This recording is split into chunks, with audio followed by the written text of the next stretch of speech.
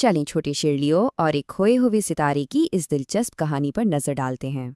जरा सोचें, अगर रात के आसमान से अचानक एक चमकता हुआ खूबसूरत सितारा नीचे गिर जाए तो क्या होगा? इस गिरे हुए सितारे ने पुरसुकून जंगल की खामोशी तोड़ दी और नन्हा लियो बेहद परेशान हो गया। यहाँ से कहानी बदलती है। नन्हा लियो सितारे को वापस आसमान तक पहुंचाने का एक बहादुराना फैसला करता है। अकेले ये काम मुश्किल था, इसलिए वो अपने दोस्तों यानी खरगोश, उल्लू और कछुए को इकट्ठा करता है। दोस्ती की ताकत तो देखें।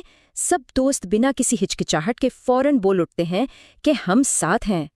ये सफ़र बिल्कुल आसान नहीं था, लेकिन वो सब मिलकर पहाड़ों और कठिन रास्तों का डटकर मुकाबला करते हैं। उनकी मेहनत आखिरकार रंग लाती है।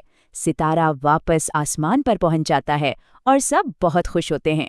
इस जदोजहद ने सितारे को बचाने के साथ साथ उन सबको हमेशा के लिए बेहतरीन दोस्त भी बना दिया।